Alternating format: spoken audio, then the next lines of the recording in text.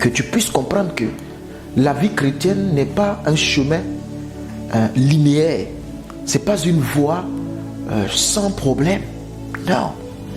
Dieu a dit que le chemin qui mène au paradis, la porte est étroite, le chemin resserré. Il y a peu de personnes qui le trouvent.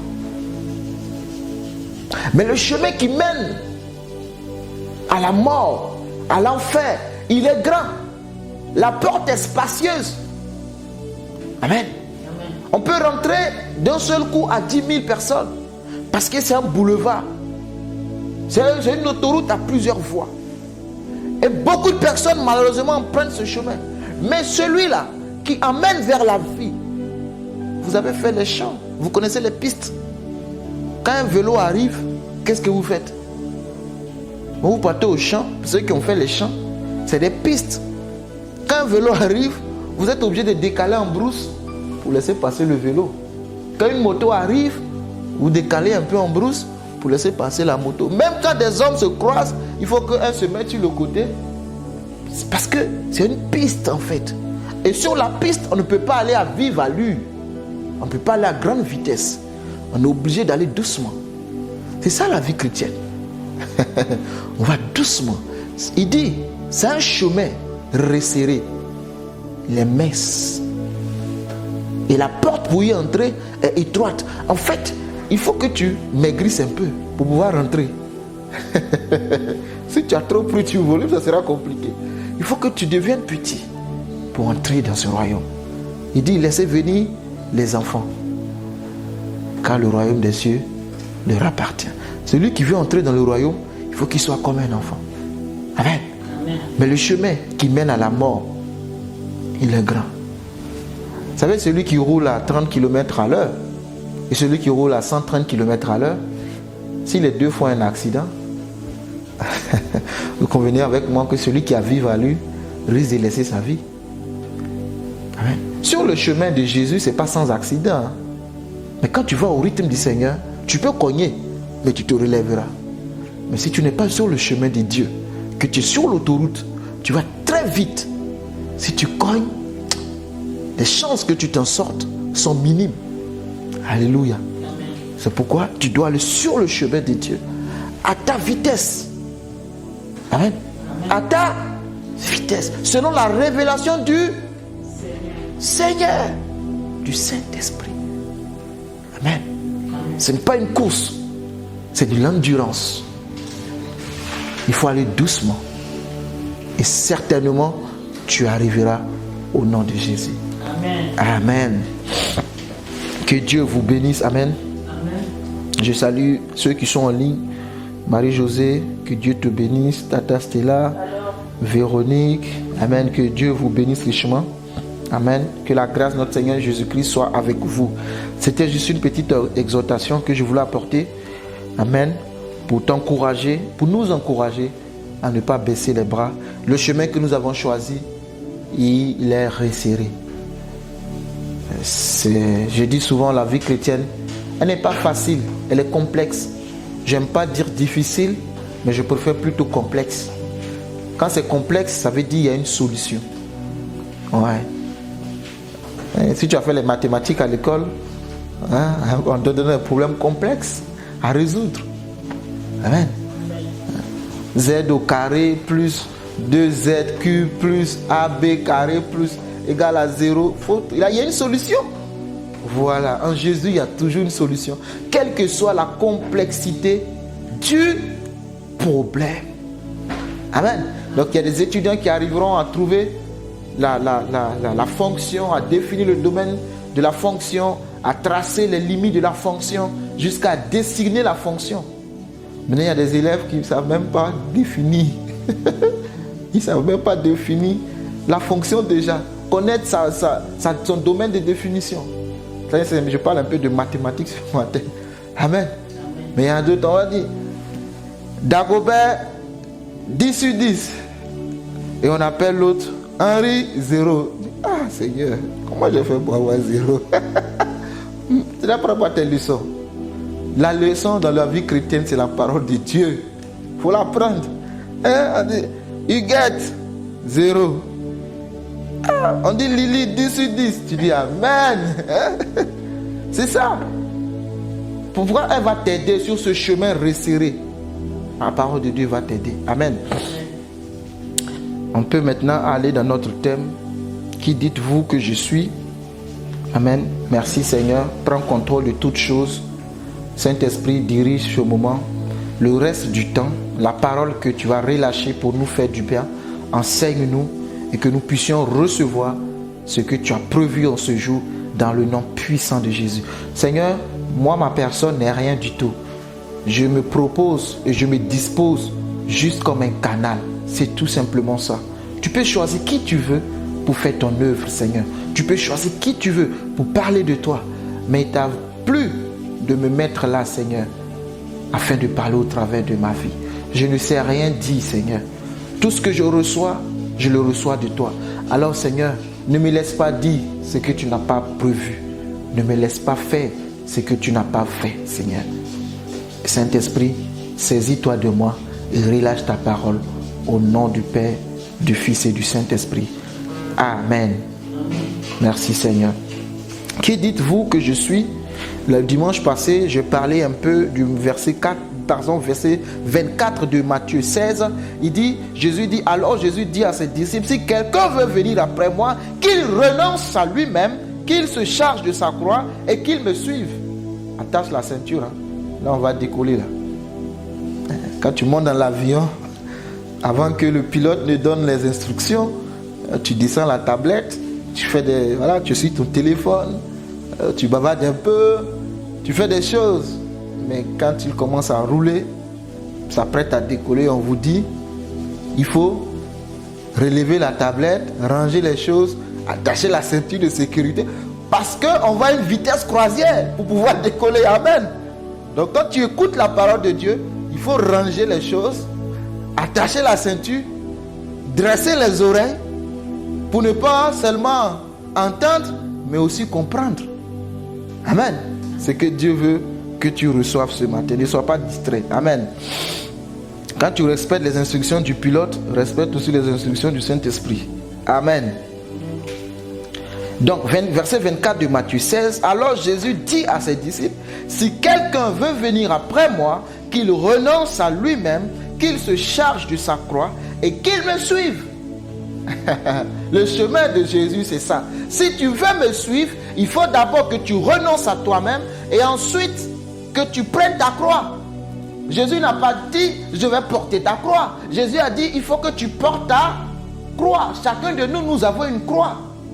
Amen.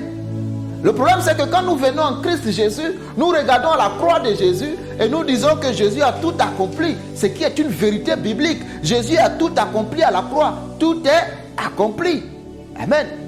C'est vrai. Jésus a tout fait. Maintenant, dans notre marche sur la terre, dans notre couloir, dans notre destinée, il y a une croix réservée à chacun de nous. La croix n'est pas une chose simple et facile à porter. La croix, c'est justement la charge que Dieu nous donne pour que nous puissions faire sa volonté. Amen.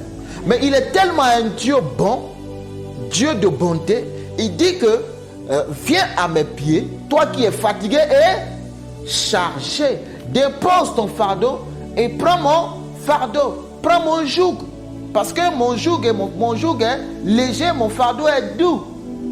Prends cela. Amen. Donc si Jésus-Christ dit porte ta croix, ne t'inquiète pas. La croix qu'il va te donner, ce n'est pas une croix comme toute autre croix. C'est une croix, une croix que lui-même viendra porter avec toi. Alléluia. C'est ça la croix de Jésus. La croix de Jésus, merci Seigneur pour cette image.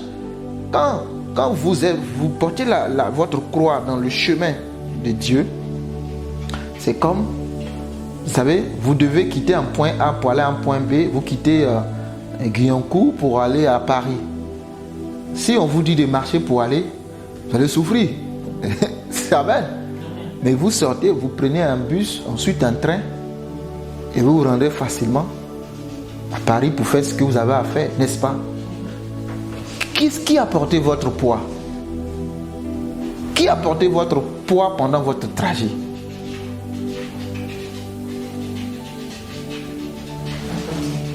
Doucement. Qui a porté votre croix? Quand vous montez dans la voiture, qui porte la charge? La voiture. Voilà, c'est la voiture qui porte la charge, c'est ça. Si vous êtes dans le train, qui porte votre poids? Même si vous faites 500 kilos, qui supporte les 500 kilos? Sur le train. Donc en fait, c'est ça Jésus. Il faut s'asseoir en lui. Éphésiens chapitre 2. La Bible dit que nous sommes assis. Donc ne regarde pas ta croix et dis Seigneur, elle est trop lourde, je ne peux pas la porter. Non, c'est ce que tu dois faire. Aussi lourde est ta croix, ne t'inquiète pas. Prends-la et va, assieds-toi en Jésus. Qui va porter la charge? C'est Jésus. Entre celui qui est arrêté et celui qui est assis, qui est endurant? Celui qui est assis, tu as peur de parler? Non, dis ce que tu as dans le cœur. On ne se trompe pas ici. Voilà, il n'y a pas d'erreur. C'est celui qui est assis. Moi je suis arrêté, je vous prêche. Si on tient comme ça jusqu'à 2h, moi je ne peux plus. Mais vous, même si 3h, 5h, c'est pourquoi tu vas au cinéma, tu peux regarder un film de 3h sans problème. N'est-ce pas? Mais si on te dit arrête-toi pour regarder un film de 3h, tu vas dire c'est impossible. À un moment donné, tu es fatigué. Donc la sagesse divine, c'est que pour tout faire, il faut d'abord s'asseoir. Et c'est pas pour rien qu'Éphésiens dit que nous sommes assis en Christ Jésus dans les lieux célestes. C'est une position. Donc tout ce que je veux faire, il faut que je m'asseye d'abord. Le problème c'est que nous ne nous asseyons pas. Nous voulons courir. Tac, tac, tac. Commence les 4 pas. Tu ne veux pas les 4 pas, tu veux toujours tout de suite, comme mon fils. Il ne veut pas faire les 4 pas, lui il veut marcher déjà. Il veut brûler les étapes. Amen. Il ne veut pas faire les... Non, la vie, c'est des étapes. Donc, quand tu es en Christ, il faut t'asseoir. Mais nous disons que, nous connaissons. Nous voulons porter la charge et courir. Tu ne vas pas aller loin. Si Dieu te dit, porte ta croix, c'est parce qu'il sait que c'est en moi. Et Jésus a accompli justement pour que nous puissions faire ce qu'il dira de faire. Ce n'est plus la loi. C'est pas qu'est-ce qu'il faut faire pour faire. Non, il a déjà fait, alors je fais. C'est difficile la grâce de la comprendre. Amen. Donc, Jésus dit qu'il se charge de ta croix. Maintenant dans ta vie, je vais être pratique. C'est quoi ta croix? Il faut connaître ta croix. Si tu laisses ta croix, que tu portes celle de la voisine, Dieu ne comptera pas. Parce que tu as porté du croix. Porte ta croix. Amen. Porte ta croix. Et à chaque bénédiction, il y a une croix à porter. Je le répète. On dit Dieu a tout fait, donc Dieu va tout nous donner gratuitement. C'est vrai et c'est pas vrai. Je sais pas comment tu le dis. C'est vrai, Dieu a tout fait. Dieu nous donne tout gratuitement, c'est vrai. Mais en fait, dans la grâce, la croix, c'est Jésus qui a porté pour enlever le péché de l'humanité. Amen. Maintenant, ramener à ta personne, à ta vie personnelle, il y a une croix. Donc si Dieu veut t'élever, il y a une croix que tu dois porter. Mais encore une fois, ne t'inquiète pas. Si tu es assis en lui, en Christ Jésus, tu pourras facilement porter cette croix-là. Amen. Quand les fils de Zébédée, la maman de Jean et Jacques viennent voir Jésus en Matthieu chapitre 20, elle dit à Jésus, je vais lire pour ne pas passer à côté du verset, Matthieu chapitre 20. Ne t'inquiète de rien, n'aie aucune crainte. La joie vient le matin, les problèmes ne durent qu'un temps. Tu as un ami nommé Jésus, il essuiera toutes tes larmes. On dit j'ai la voix d'un crapaud quand je chante. On m'a dit que moi j'ai la voix d'un crapaud quand je chante. Vous confirmez que j'ai la voix d'un crapaud? Dites la vérité. Moi j'ai une belle voix, je chante bien. C'est votre problème si vous dites que j'ai la voix d'un crapaud. Ça vous regarde. Moi j'ai une belle voix. Dieu m'a appelé à prêcher. Donc accepte ma voix comme ça. Matthieu chapitre 20 au verset 20. Qui veut lire? C'est qui a trouvé? Vous qui êtes en ligne, si vous avez trouvé, vous pouvez lire. Hein. Je veux que vous participiez. Moi, je ne cours pas, je vais doucement. Amen. On a toute la vie pour connaître la parole de Dieu. Même si je dois partir tout à l'heure, là, aller chez le Père, c'est pas grave. Je suppose que c'est ce qu'il aura voulu que je fasse. Amen. Matthieu chapitre 20, si vous ne trouvez pas, je vais lire. Verset 20. Matthieu, c'est le premier livre du Nouveau Testament. Bon, il y a des gens qui font Bible missionnaire. Oui, il faut lire. Alors, la mère des fils de Zébédée s'approcha de Jésus avec ses fils. Ah, pour ceux qui sont en ligne, je vais répéter quand tu lis pour qu'ils entendent. Donc, on est au verset 20. Alors, la mère des fils de Zébédée s'approcha de Jésus avec ses fils et se prosterna pour lui faire cette demande. Verset 21. Il lui dit, que veux-tu? Ordonne, lui dit-elle, que mes deux fils, que voici, soient assis dans ton royaume. L'un à ta droite, oui, et l'autre à ta gauche. Jésus répondit, vous ne savez ce que vous demandez. Pouvez-vous boire la coupe que je dois boire? Pouvez-vous boire la coupe que je dois boire? Nous le pouvons, dirent-ils. Et il leur répondit, il est vrai que vous boirez ma coupe, mais pour ce qui est d'être assis à ma droite, et à ma gauche, cela ne dépend pas de moi. Et ne sera donné à ceux qui a mon Père l'a réservé. Et ne sera donné qu'à ceux à qui mon Père l'a réservé. Les 10, ayant entendu cela, furent indignés contre les deux frères. Jésus les appela et dit, vous savez que les chefs des nations les tyrannisent, et les grands les asservissent. Amen. Vous voyez? Je continue la suite, merci. Il reste 3 versets, je vais terminer, merci. Il n'en sera pas de même au milieu de vous, mais quiconque veut être grand parmi vous, qu'il soit votre serviteur. Et quiconque veut être le premier parmi vous, qu'il soit votre esclave. Vous ne suivez pas? Amen. Verset 28. C'est ainsi que le Fils de l'homme est venu, non pour être servi, mais pour servir et donner sa vie comme la rançon de plusieurs. Donc voici cette belle histoire qui parle de position, d'élévation. Donc la mère de Jean et Jacques, les fils de Zébédée, c'est Jean et Jacques, viennent voir Jésus. Donc les fils et la mère sont là. Et bon, d'ailleurs, la mère, les disciples marchaient, c'est des disciples de Jésus. Donc la mère est venue. Elle dit, Jésus écoute. Qu'est-ce qu'elle fait comme demande? Elle dit, ordonne, lui dit-elle, que mes deux fils soient, que voici, soient assis dans ton royaume.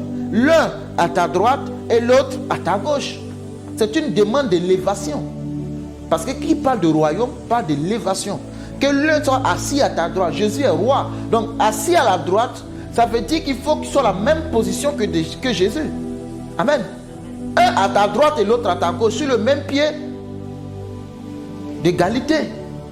Et Jésus répond en disant que, écoutez, vous ne savez pas ce que vous demandez.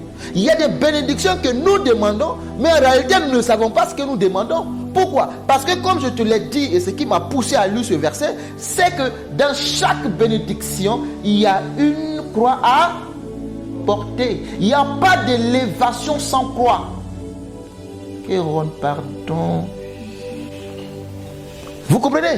Il n'y a pas d'élévation sans croix. Ça n'existe pas. Il ne faut pas te blaguer.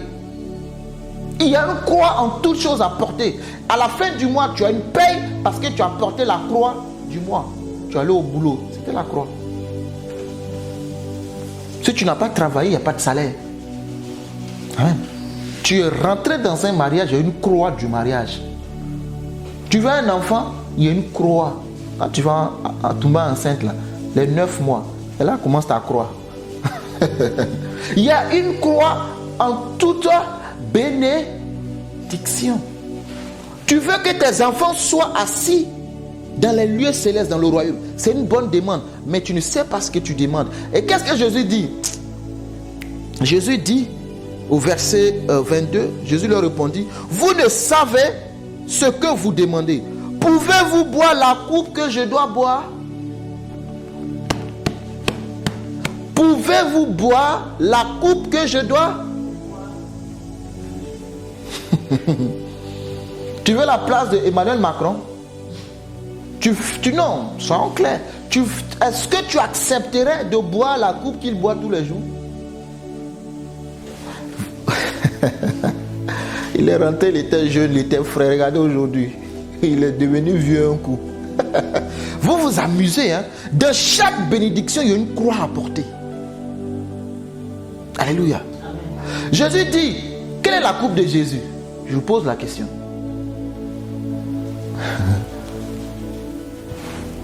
Vous qui êtes en ligne, ça vous concerne aussi. Quelle est la coupe de Jésus? Jésus dit, pouvez-vous boire la coupe que je dois boire? Quelle est cette coupe-là?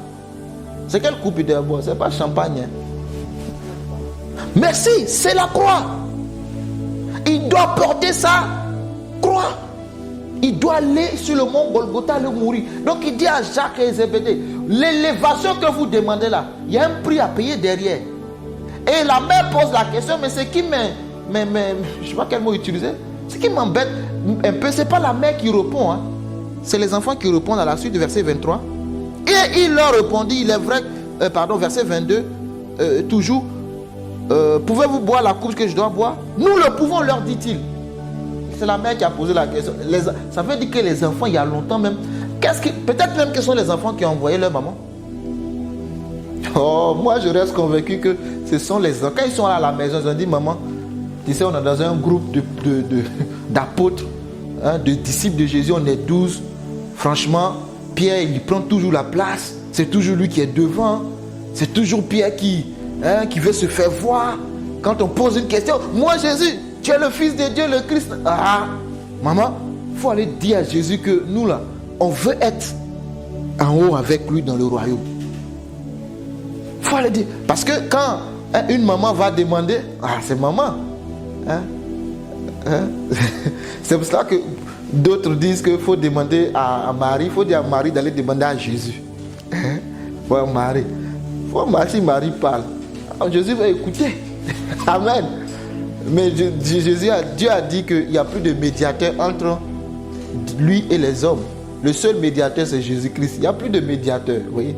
Donc tu peux t'adresser directement à Jésus. Mais donc il faut passer par sa maman. Sa maman va écouter. Oui, tu peux passer par sa maman. Hein, vas-y. Pas de problème. Mais il dit qu'il n'y a pas d'autre médiateur. C'est Jésus-Christ. Lui seul. Donc elles prennent. Merci Saint-Esprit. Elles prennent leur maman. Ils prennent leur maman. Ils l'envoient devant Jésus. Ils disent à Jésus, va dire à Jésus que nous voulons. Ils disent à Jésus, nous voulons la position. Donc ils envoient maman. Maman, ça va parler.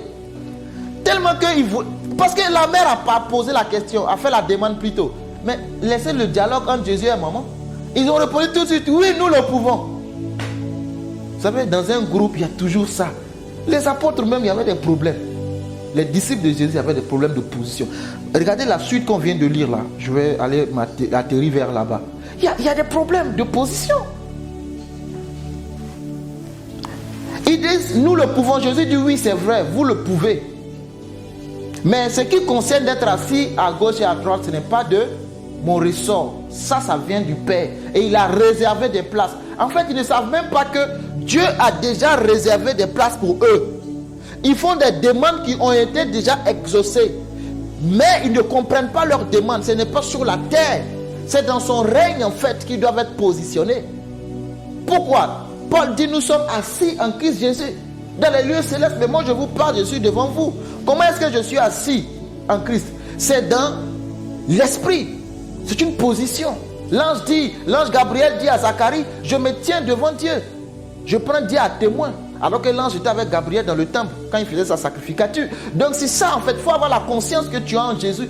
Tu es sur terre physique, mais ton esprit est avec Jésus. Amen.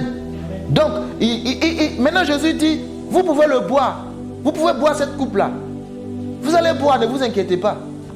Mais à partir de ma coupe, parce que tant que Jésus ne meurt pas à la croix, personne d'autre ne peut rentrer dans cette position d'élévation. Amen. Tant que Jésus-Christ n'est pas mort, ressuscité, personne d'autre ne peut monter dans cette position-là. Donc il dit, vous pouvez boire à partir de ma coupe. C'est ça la bonne traduction. Vous pouvez boire à partir de ma coupe. Et les apôtres, chacun a eu sa coupe. Beaucoup sont morts martyrs.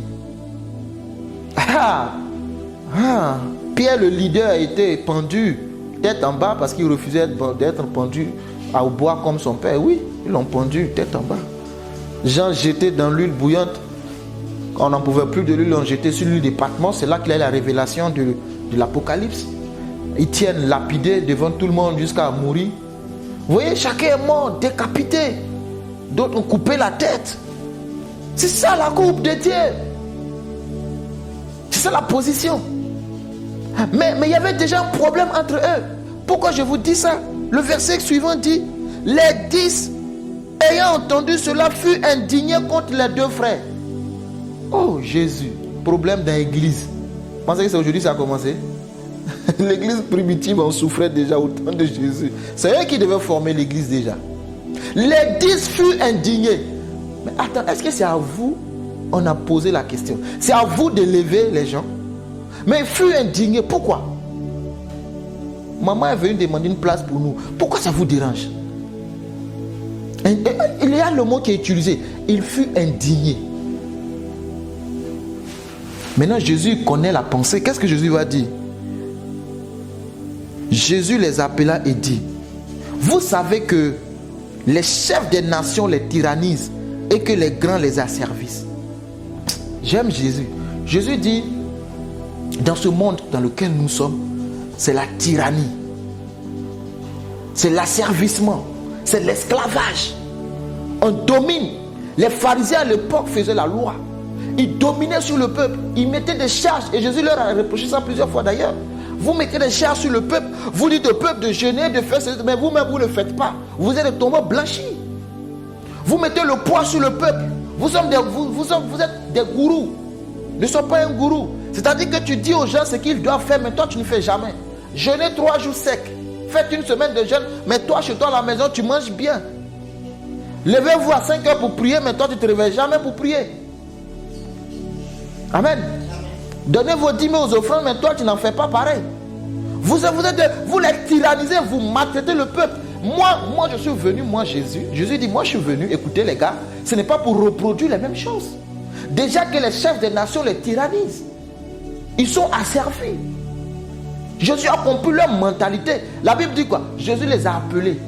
Il ne veut pas qu'il y ait des discordes, des mésententes dans son groupe. Il veut qu'ils soient un. C'est en cela qu'il a prié en Jean 17, sa prière sacerdotale. Il dit qu'il soit un. Comme nous, Père Saint. Qu'il soit un. Amen. Qu'il soit un. Comme nous. Pourquoi? Parce que la division venait. Si tu as une demande, toutefois qu'il y a une position d'élévation, quelque part, il y aura toujours les onkunku. Les onkunku, c'est les commérages. Ils ont dit. Pourquoi lui? Pourquoi pas moi? Pourquoi Jean et Jacques veulent être élevés? Pourquoi pas moi? C'est peut-être la question de l'intimité. Hein? Mais Jésus ne veut pas perdre ses brebis. Il dit, je n'ai perdu aucune. Si ce n'est le fils de la perdition, ce qu'il a dit au Père. Il dit, Père, glorifie-moi de la gloire que j'avais auprès de toi. Parce que j'ai porté ma croix. Je suis allé jusqu'au bout. Même quand c'était difficile dans le jardin, je n'ai pas renoncé à la mission. Plutôt, j'ai renoncé à moi-même. Et j'ai porté ma croix. Celui qui veut me suivre, qui renonce à lui-même et qui porte sa croix. Oui. Donc ce problème-là, Jésus l'a réglé. Et il leur donne un bon conseil. C'est ça que j'aime chez Jésus. Quand il trouve un problème, il le règle et il donne des conseils. Qu'est-ce qu'il leur dira par la suite? Au verset 26, il n'en sera pas de même au milieu de vous. Je ne veux pas qu'il y ait au milieu de vous des histoires à cause d'une position. Pourquoi le pasteur ne m'a pas nommé diacre, diaconesse? Moi je suis dans l'église il y a longtemps et le pasteur a fait du favoritisme. Il a mis son beau comme diacre. Hein? Il a mis sa belle comme diaconesse. Amen. Il a mis son gendre comme un pasteur assistant. Alléluia. Moi, il y a longtemps que je suis dans l'église. Moi, je ne comprends pas. L'exhortation que j'ai donnée au début, merci Seigneur, marche par révélation. Amen. Amen. Jésus dit, il n'en sera pas de même au milieu de vous. Je ne veux pas qu'il y ait au milieu de vous des histoires à cause d'une position. Je ne veux pas de ça. Mais je vous ai choisi pour que vous soyez un. Vous devez être soudés. Si Pierre lève le doigt, qu'est-ce qui vous empêche de lever le doigt? Quand Jésus a posé la question au début de mon thème, qui dites-vous que je suis? Est-ce que Jésus a donné la parole à Pierre? Non, Jésus n'a pas donné la parole à Jacques. C'est Pierre lui-même qui a dit, tu es le Christ, le Fils du Dieu vivant. Amen. C'était quelqu'un qui avait en lui les caractères d'un leader. Donc de manière naturelle, les choses s'imposent. Si toi tu ne veux pas prendre les positions, bon lui il n'hésite pas à combler les vides. Donc Jésus voit en lui dire, c'est pour cela qu'il dira à Pierre, le diable t'a réclamé pour te cribler comme du froment, mais j'ai prié pour toi. Quand tu seras affermi dans la foi, fortifie tes frères. Alléluia. Amen. Amen. Pourquoi? Parce que c'était quelqu'un qui s'engageait. Même quand il faisait des erreurs, il n'hésitait pas. Il dit à Jésus, tu es le Christ, le Fils de Dieu vivant. Et les secondes après, Jésus révèle le plan d'aller à la croix et mourir. Pierre dit à Jésus, n'en plaise à Dieu, tu ne mourras pas. Et Jésus lui dit, arrière de moi Satan. En fait, Pierre n'hésite pas. Même s'il commet des erreurs, c'est ça Dieu. Dieu n'a... Mais si tu commets des erreurs, c'est pas grave. Il dit, si tu n'es ni chaud ni froid, je te vomirai. Pierre en tout cas il était chaud. Hein. Pour les choses de Dieu, il était très chaud. Il faisait des erreurs. Et Dieu va finalement lui dire, tu es Pierre. Et sur cette pierre, je bâtirai mon église. Et les portes du séjour de la mort ne prévaudront point contre elle. Mais ce que je veux que vous reteniez, au milieu de nous, c'est-à-dire le corps de Christ. Je ne veux pas entendre ça. Amen. Mais moi, je suis mal placé même pour te dire ce que tu sais du corps de Christ. De ce qu'est l'église. Tu sais mieux que moi. Hein? Je n'ai pas besoin de te dire, c'est un détail. Mais tu le sais. Mais en tout cas, voici ce que la parole de Dieu dit. Maintenant, pour terminer sur ce verset, je parle de la croix. Hein. Il dit, mais quiconque veut être grand parmi vous, qu'il soit votre serviteur. Voici le bas blesse. Tout le monde veut être servi, mais qui veut être serviteur? Qui veut servir son prochain? Quiconque veut être grand parmi vous, voici le secret, qu'il soit votre serviteur. Ah bon, hein? D'ailleurs, quand on a appelé, vous êtes serviteur de Dieu, vous êtes esclave. Moi, je vous prête, je suis serviteur de Dieu, je suis esclave de Dieu. En fait, c'est moi de vous servir. Et Jésus a dit, le Fils de l'homme, c'est là qu'il va terminer. Il n'est pas venu pour se servir, mais il est venu pour servir. Il y a ceux qui se servent, il y a ceux qui servent. Et il y a ceux qui se font servir. Il y a ceux qui se font servir, il y a ceux qui se servent, et il y a ceux qui servent. Dans quelle catégorie tu es? Ceux qui se servent, Ils profitent de Dieu, des opportunités dans le corps. Voilà, ils se servent. L'apôtre Paul a parlé de ceux qui s'enrichissent, qui remplissent leur poche, leur ventre. Ils travaillent pour leur ventre. Ils se servent. Amen. Maintenant, il y a ceux qui se font servir. En fait, ils sont des serviteurs, mais au lieu de servir pour qui il est censé travailler, c'est eux qui travaillent pour lui. Lui devient le gourou. Il parle de Dieu, mais en fait, on le sait. Maintenant, il y a ceux qui servent Dieu. C'est de ça que Jésus parle. Si tu veux être le plus grand, il faut être le serviteur. Tu ne peux pas être un serviteur dans la définition de Dieu et ne pas être élevé. Ça n'existe pas. Vous prenez les grands, il y a des hommes de Dieu, ils vont raconter leur histoire. Ils ont servi. Ils ont été humiliés. Dieu a fini par les élever. Amen. Pierre et ses apôtres ont vu ça. Verset 27. Et quiconque veut être le premier parmi vous, qu'il soit votre esclave. Le Saint-Esprit veut que ça se passe ainsi. Quiconque, pour être grand, il faut être serviteur. Pour être le premier, il faut être... Je viens de lire le verset, non? Il faut être esclave. Tu veux être grand, tu veux être grande, sois serviteur. Tu veux être le premier, sois esclave. C'est qui un esclave? Va chercher. C'est qui un premier? Va chercher. C'est ça, comme ça, méditer la parole de Dieu. Je te donne leçon de devoir de maison. Va méditer ça. Il dit, celui qui veut être grand, qu'il soit serviteur. Donc, va chercher. Dans la définition biblique, c'est qui un grand? Et dans la définition biblique, c'est qui un serviteur? Et c'est pas fini. C'est qui le premier? Quand la Bible dit qui, celui qui va être premier, c'est quoi en fait? C'est quel contexte? Est-ce que c'est premier dans une course ou c'est premier des classes? On regarde les noms, on cherche, on range par ordre croissant ou décroissant. Non, décroissant. On va prendre le premier, on cherche c'est qui ce nom? On cherche le nom. Et on dit c'est toi le premier, tu as 19 de moyenne. On cite. Avant, à l'école, au milieu de la cour, on met tous les élèves, non? Puis on appelle bac blanc. Puis on cite les noms. Ah, ce jour-là, c'est chaud, hein? Si tu n'es pas... Et puis les élèves se moquent de toi, ils te huent. C'est comme ça qu'on faisait. Hein? Tu es là, oh, moi je ne sais pas si tu as vécu ça, mais hein? On vous met au milieu de la cour et puis on appelle premier, Abdel, 19, deuxième, Joachim, 17, troisième. Après on dit 10, passable. Et après on dit, bon, le reste 0. Oh, puis c'est là. Ce jour-là, tu dis, waouh, si je savais, j'allais étudier. La honte est sur toi. Maintenant, est-ce que c'est de ça que Dieu parle? Il faut aller chercher. C'est ça la méditation. Tu cherches à être premier, non? Qui ne veut pas être premier?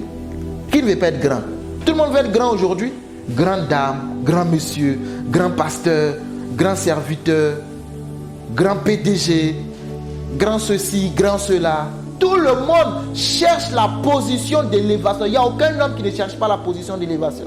Quand on veut nommer, tu dis, oh, que ce soit moi, tu pries. Lebro shakatabra, labrosa. Tu prophétises dans ta chambre. Seigneur, que je sois nominé, que je sois nommé, que ce soit moi qui prenne la place. Je décrète et je déclare que cette place, c'est moi qui m'assiera. Au nom de Jésus, tout homme qui est assis là, qu'il tombe. Mon ami, ce n'est pas la prière qui va t'élever. Va faire le principe de Dieu. Celui qui veut être le premier, qu'il soit l'esclave.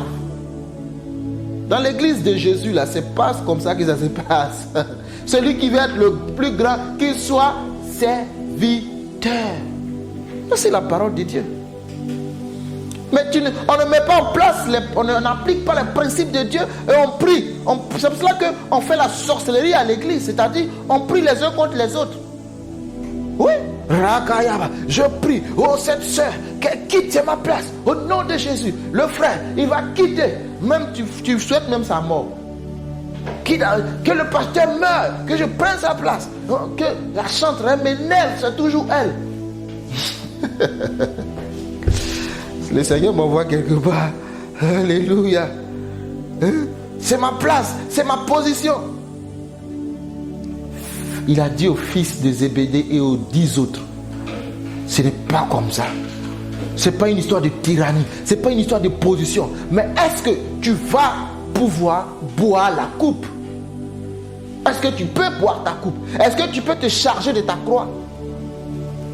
À chaque bénédiction, une croix. Si toi, tu laisses ta croix pour aller prendre la croix d'un autre, tu vas souffrir. Alléluia. Tu vas souffrir. Je termine ce verset et je donne un témoignage. Ça sera pour m'arrêter. Mais le Seigneur m'a ramené un témoignage en esprit. Je vais te le dire. Verset 28. C'est ainsi que le Fils de l'homme est venu non pour être servi, mais pour servir et donner sa vie comme la rançon de plusieurs.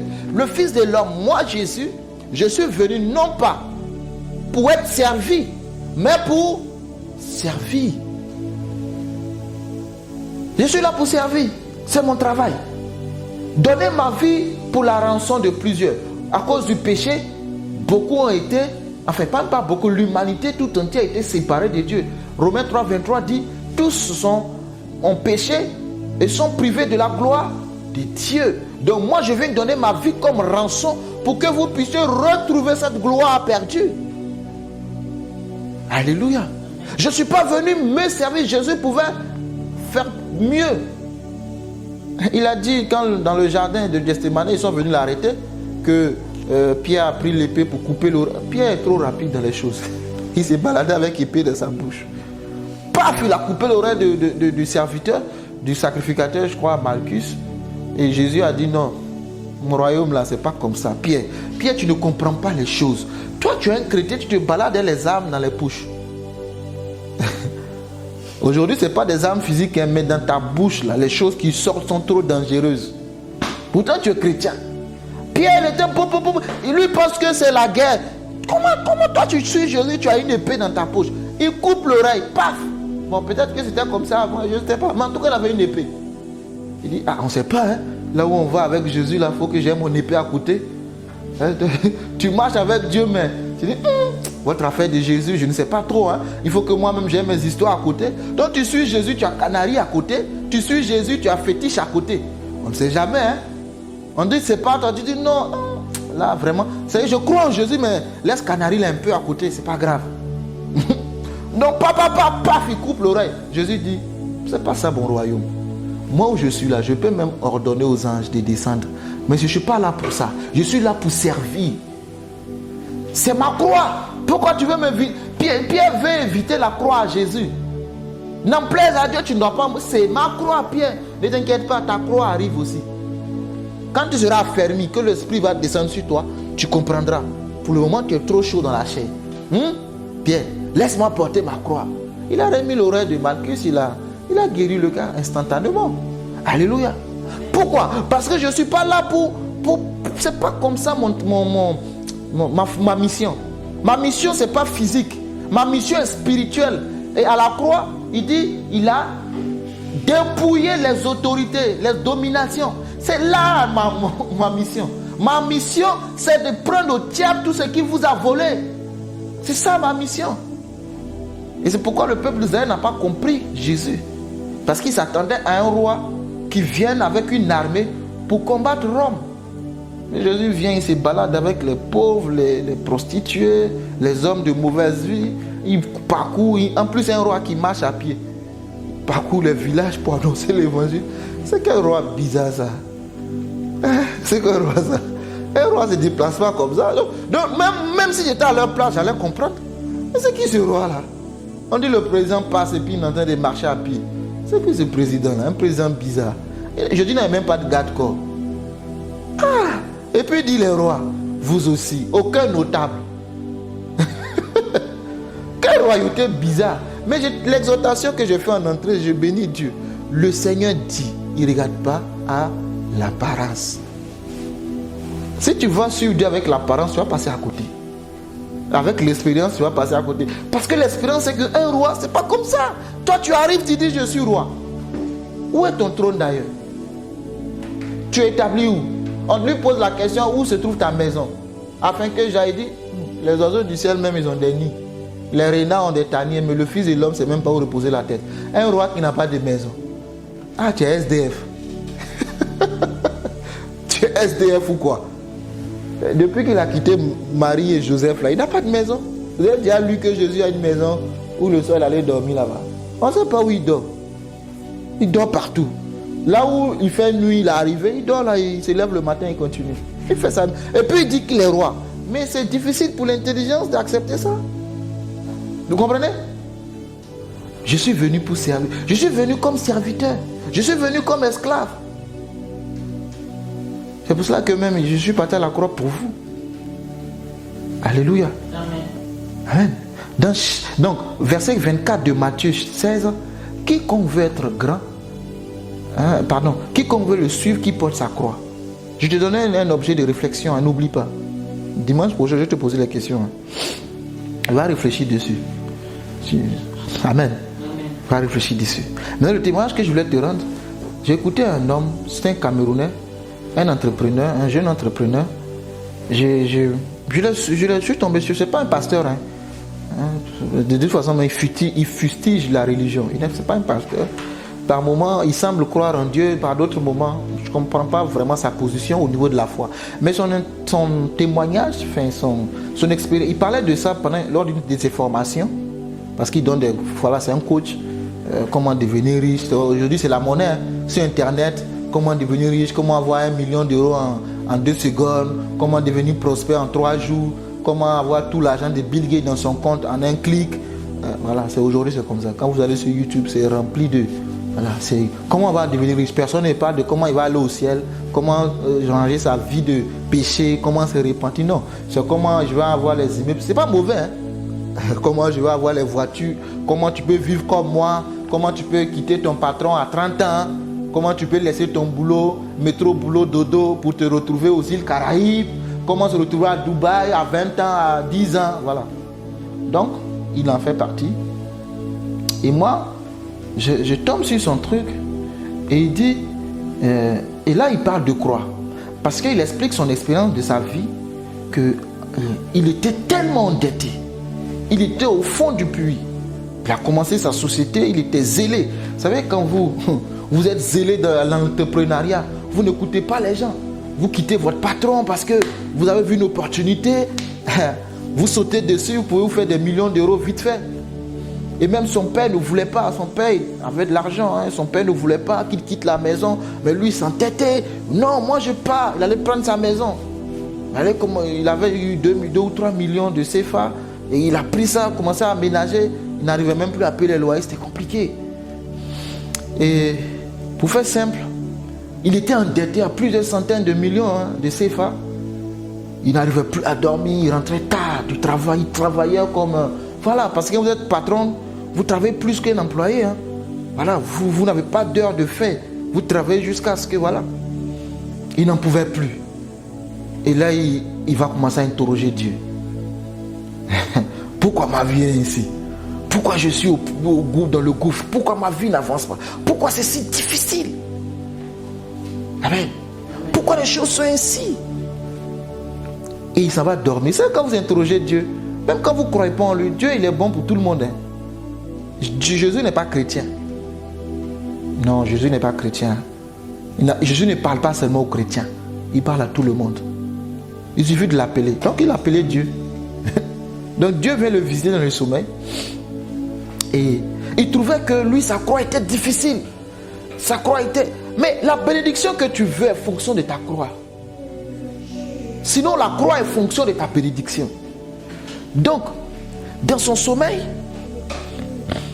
il fait un rêve. Et Dieu lui montre un homme qui était très riche, un milliardaire, mais qui est décédé. Très riche. Et Dieu lui montre son actif et son passif. Bon, le passif, c'est tout ce qui était crédit. Le monsieur était endetté à des milliards, hein, mais quand tu le voyais dans la vie courante, tu ne peux pas savoir que c'est quelqu'un qui était aussi endetté. En fait. Et donc, quand il est mort, les gens pensaient que voilà, il y avait... Mais ils ont tout saisi parce que, en fait, il était plein de dettes. Vous savez que les riches sont remplis de dettes. Hein. Les riches sont remplis de dettes. Voilà. Le pauvre cherche de l'argent. Le moyen, celui qui arrive à avoir un peu, veut garder l'argent, mais le riche s'endette. Ils sont pleins de dettes. Maintenant, Tapi, quand il est décédé, il a laissé des dettes, beaucoup de dettes qu'il a laissées. C'est-à-dire que même pour ses enfants, il n'y a plus rien. C'est que des dettes. Mais pourtant, de leur vivant, on les acclame, on les envie. Mais ils sont remplis de dettes. Amen. Donc, ce riche-là, il le voit et puis Dieu montre sa vie, ses problèmes. Sa femme, finalement, elle est sortie zéro de cette affaire. Et Dieu lui dit, est-ce que tu veux sa place? Parce que lui, il envie les riches, il veut être un riche. Est-ce que tu veux sa place? Il dit, non, moi si c'est comme ça, pour finir comme ça, je ne veux pas. Il dit, ok. Après, il dit, c'est comme un écran. Hein. Il est rentré dans une salle et puis il y avait un écran, il voyait la vie des hommes riches défiler. Donc il voit un autre. C'était un monsieur, un jeune, qui n'a pas souffert, il a hérité et il a une grosse entreprise, ça fonctionne bien pour lui.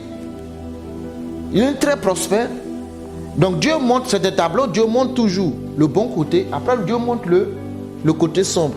Maintenant, le côté sombre de ce monsieur, c'est que il voit le monsieur, quand il rentre chez lui à la maison, il sodomise son neveu.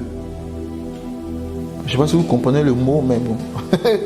Il fait des histoires anti-bibliques à son frère. À son neveu. Il couche avec son neveu si vous voulez. Un enfant. Chaque soir. Et dans son truc, il voyait sur l'écran. Et le gars, il souffrait. Et peut-être c'est ça, sa puissance, lui, c'est pas. Mais c'était comme ça. Et Dieu lui dit, tu veux cette vie-là? Il dit, non, lui, il ne veut pas. En fait. Mais quand il voit l'écran, en fait, chaque écran, c'est des croix. En fait. Donc, quand il rentre dans la salle, c'est des croix qu'il voit. Donc, quand il soulève la croix, l'écran s'affiche et ça décrit la vie. C'est son histoire que j'ai écoutée dans son rêve. Et c'était comme ça. Après, c'était une femme. Après, en tout cas, la plupart des personnes qu'il a vues, je ne vais pas être trop long dans le témoignage, à la fin, il disait, je ne veux pas de leur vie. Je ne veux pas de leur croix. Je ne veux pas de leur croix. Quand il soulève la croix des personnes, c'est lourd. Pardon, c'est léger. Pardon, c'était pas lourd, c'est léger. Donc lui disait à Dieu, je veux cette croix-là. Donc quand il dit je veux cette croix, c'est là que Dieu projette le film en fait de leur vie. À la fin, il dit non, je ne veux pas la croix. Il prend encore une autre croix. Tu veux cette croix? Il dit oui. Dieu projette le film, il dit non, je ne veux pas cette croix. Mais il y avait une croix qu'il avait soulevée au début qui était lourde. Il a déposé, il dit lui, il ne veut pas cette croix-là. Lui, il veut une croix légère. Mais il a fait tout le tour et finalement, il est revenu sur la croix qui est lourde. Et il soulève la croix. Elle est lourde, mais quand même. Et quand il a soulevé la croix, il dit, bon, finalement, je la prends. Et il voit le film. Et là, c'est lui, sa vie, qu'il voit dans son écran. Enfin, dans l'écran de son rêve. C'est lui, sa vie, qui défile depuis sa naissance. Il a tout vu. Et il s'est réveillé. Il a prié Dieu. Il dit, j'accepte ma croix. Il dit, je sais que je vais remonter à la surface. Il dit, il ne sait pas comment. Il était à plus de 200 millions de crédits. Il a commencé à remonter la pente. Les choses ont commencé à fonctionner. Il est remonté, jusqu'à éponger toute la dette. Jusqu'à passer au vert maintenant. Il a commencé à être dans le plus. Voilà, le rouge est fini. Il est dans le vert. C'est le positif maintenant. Pourquoi? Parce qu'il a accepté sa croix. C'est sa croix. Le chemin difficile, c'était son chemin. Il doit atteindre cette élévation-là. C'est son chemin. Il faut d'abord descendre dans le gouffre. Jésus est descendu dans le gouffre, dans le séjour des morts. Avant de monter, il est d'abord descendu. Quand c'est votre croix, vous ne pouvez pas faire autrement. Vous ne pouvez pas la troquer. Vous ne pouvez pas la couper. Parce que si vous la coupez, vous allez arriver dans un endroit où c'est un pont. Il faut déposer la croix pour traverser. Mais puisque vous avez coupé la croix, vous n'allez pas pouvoir traverser. Il faut d'abord dire, Seigneur, j'accepte ma croix. Ta vie est bizarre, ta vie est complexe, ta vie n'est pas comme les autres. Maintenant, tu t'assois et tu regardes la vie de l'autre, tu l'envies. Tu dis, Seigneur, je veux sa place. Mais en fait, si Dieu te montre sa vie, tu diras je préfère la mienne. Amen. C'est pourquoi il dit, si tu veux me suivre, il faut porter ta croix. Il n'a pas dit la croix de l'autre, pas la croix de ton fils, la croix de ta fille. Non, mais ta croix à toi-même. Porte-la. Parce que ton élévation en dépend. Il faut porter sa croix. Jésus pouvait faire sa prière pour dire, glorifie-moi, Père, de la gloire que j'avais auprès de toi. Pourquoi il fait cette prière? Parce qu'il a porté sa croix. Et il dit que celui qui veut me suivre, qu'il porte sa croix. Numéro 1, tu veux être grand, sois serviteur. Numéro 2, tu veux être premier, sois esclave. Amen. Des autres. Et la mentalité du royaume, c'est ça la mentalité du royaume. C'est d'abord les autres avant moi. Pierre a compris ce principe après la résurrection de Jésus. Avant la résurrection de Jésus, il ne comprenait pas ce principe. Alléluia. Amen. Que Dieu nous fasse la grâce de porter nos croix. La croix, c'est dans tous les domaines de ta vie. Tu as ta croix à tous les niveaux. Là, pour son témoignage, c'était professionnel. C'était pour de l'argent, c'était pour des trucs. Ça, c'est ta croix. Mais si tu rentres dans le spirituel, il y a aussi ta croix. Dans ta maison, tu es le père de famille, c'est ta croix. Tu es la mère de la famille, c'est ta croix. Dans l'église, la charge que Dieu t'a donnée, c'est ta croix. Tu ne jures que par ça, tu ne vis que par ça. Amen. C'est ta croix. Qu'est-ce que Dieu t'a donné comme croix à porter? Ne la coupe pas, ne la renonce pas, ne la dépose pas. Accepte et dis, Seigneur, fortifie-moi. Comme Jésus dans le jardin, il a prié 3 fois que cette coupe pouvait s'éloigner de moi, mais pas ma volonté, mais Seigneur, ta volonté. Ma croix est lourde et difficile à porter, mais je cherche ta volonté, Père. Je ne veux pas renoncer à cette coupe. Permets-moi de faire ta volonté. La croix nous amène à faire la volonté de Dieu. Même l'apôtre Paul a porté la croix de l'évangile. Il a aussi dans sa propre vie porté la croix. Il dit, Dieu a mis un ange de Satan, une écharpe dans la chair pour me souffleter. J'avais mal. J'ai prié Dieu. Et Dieu m'a répondu 3 fois, ma grâce te suffit. Car c'est dans ta faiblesse que s'accomplit ma puissance. Alléluia. Amen. Et puis Paul a accepté. Nos vies ne peuvent pas être comme nous voulons. Non, nos vies doivent être comme Dieu veut. Si c'est pour ta gloire, que ton nom soit béni. Amen. Amen. Si ce qui m'arrive, on va se lever et prier. Si ce qui m'arrive, c'est pour ta gloire, que ton nom soit béni. Si la maladie, c'est pour ta gloire, que ton nom soit béni. On dit Dieu n'envoie pas des maladies aux gens, c'est vrai. Mais il a dit que la maladie de Lazare n'était pas pour la mort, mais c'est pour la gloire de Dieu. Il a dit à cette femme courbée que sa maladie c'était pour la gloire de Dieu. Il a dit à ce monsieur aveugle de naissance, sa maladie c'était pour la gloire de Dieu. Pourquoi? En fait, quand Dieu dit ça, c'est pas qu'il va te laisser mourir dans la maladie, non. C'est parce qu'il va se manifester dans la faiblesse pour que la gloire lui revienne. Parce que quand tu guéris un aveugle de naissance, les hommes acclament et Dieu est glorifié. Quand tu redresses une femme courbée depuis 18 ans, les hommes acclament et Dieu est glorifié. Quand tu arrives à la piscine de Bethesda et tu dis à ce monsieur, lève-toi, prends ton lit et marche, les hommes acclament et Dieu est glorifié. Quand tu arrives devant la tombe de Lazare et tu dis, Lazare sort, et Lazare sort, les hommes acclament et Dieu est glorifié. C'est ça qu'il faut voir. Il ne veut pas que tu meurs dans ta situation. Alors prie. Je ne sais pas ta situation, ta maladie, ton problème, ton souci. Mais dis, Seigneur, je m'abandonne entre tes mains. C'est ma croix, je veux te suivre. Tu m'as dit que celui qui veut te suivre, qu'il se charge de sa croix.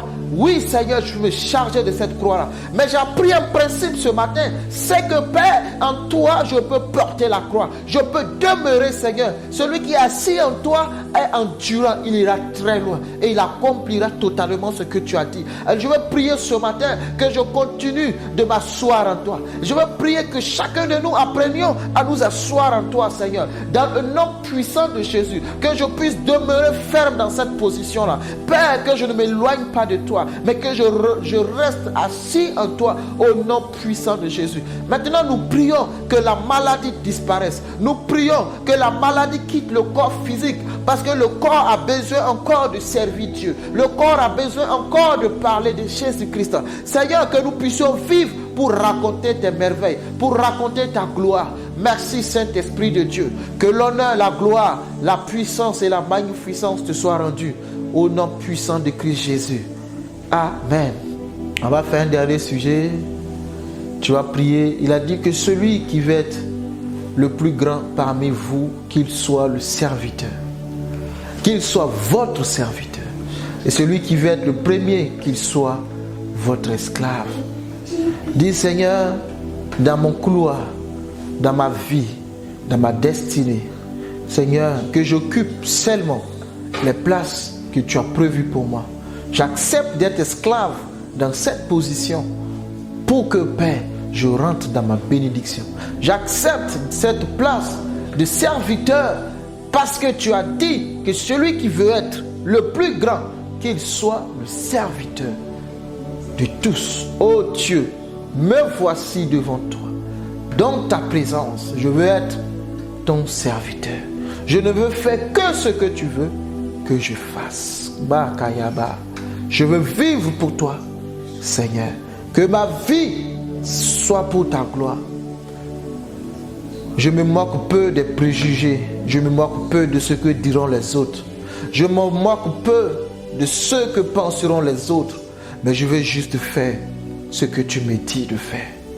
Je compte sur toi pour accomplir parfaitement cette belle œuvre que tu m'as donnée.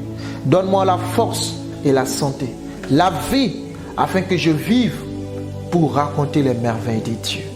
Je te bénis, Père. Tu es mon Père et mon Dieu. Tu es mon Père. Mon Père qui a mis toute son affection en moi. Me voici, Père. Me voici. Je veux faire ta volonté. Ma vie pour faire ta volonté. Mon âme, mon existence, soit comme un parfum de bonne odeur qui monte vers toi, Seigneur. Agréable, un sacrifice vivant. Que ma vie soit un sacrifice vivant pour toi. Oui, Dieu de gloire. Je ne cherche pas de position, Seigneur, parce que je sais que je suis déjà élevé, Père. Je suis assis en Christ Jésus. Je suis élevé. Je ne cherche pas de position. Il n'y en a pas de position plus élevée que d'être en Christ. Seigneur, merci pour cette position. Je suis assis en toi. Je suis élevé. Je suis assis à la droite de Dieu. Je suis assis en Christ Jésus. Même si les fils de Zébédée ne comprenaient pas, ils étaient déjà élevés. Le fait de marcher avec Dieu suffisait pour être assis à la droite du Père. C'est pour cela que Jésus a dit, je m'en vais vous préparer une place. Il dit, chez mon Père, il y a beaucoup de places. Je m'en vais y préparer. En ce moment, Jésus est en train de préparer la place de chacun. Il est en train de construire pour chacun. Et quand tout sera prêt, au son de la trompette, il reviendra nous prendre. Quelle espérance! En quoi est-ce que tu mets ton espérance? Ou en qui est-ce que tu mets ton espérance? Moi, mon espérance c'est Jésus. J'ai de l'assurance de mon salut. Ah, j'ai l'assurance de mon salut. Et l'assurance de ton salut. Parce que tu es déjà en lui. Et tu es assis en lui. Moi j'ai envie d'adorer, mais il est l'heure. On va s'arrêter là. S'il n'y a rien à dire, on va s'arrêter. Seigneur, merci. Merci pour tout. J'ai été béni ce matin. Tu m'as parlé, Seigneur. Tu nous as parlé. Je te bénis pour la vie de Véronique. Je te rends gloire pour la vie de Marie-Josée. Merci pour la famille Combo, Seigneur, Papa Valentin et son épouse Fatou, pour les enfants. Nous te rendons gloire. Merci, Seigneur, pour la vie de Iva et de son fils Kiran. Que toute la gloire te revienne pour cette maison qui nous accueille. Bénis-leur encore et davantage. Merci pour la vie de Lily, Seigneur. Merci pour la disponibilité de son temps et de son cœur, de ses ressources. Nous te bénissons. Que la paix de Dieu demeure dans cette maison et que ce qui est vide soit comblé, ce qui est manque soit saturé dans le nom de Jésus. Qu'en ce lieu ne circule que ton Esprit Saint et que tout esprit qui n'est point de toi, Seigneur, Que les portes lui soient fermées à jamais. Dans le nom puissant de Jésus. Merci Seigneur, que chacun de nous puisse vivre une excellente semaine. Garde-nous dans le creux de tes mains et protège-nous contre ce siècle présent, contre les flèches qui volent en plein jour, contre les contagions qui frappent en plein midi, Seigneur. Que nous soyons gardés et divinement protégés en toi. Que celles et ceux qui sont malades retrouvent la guérison. Quel que soit le diagnostic des médecins, merci parce que tu nous as guéris. Oui, la Bible déclare que par tes maîtres nous avons été guéris. Nous saisissons ta révélation, nous la saisissons et par le sang de Christ, Seigneur, nous sommes guéris et restaurés. Que l'honneur et la gloire te reviennent au nom puissant de Christ Jésus. Amen. Amen. Que Dieu vous bénisse et on se dit à jeudi par sa grâce, sinon à dimanche. Amen. Alléluia. Amen. Shalom. Shalom.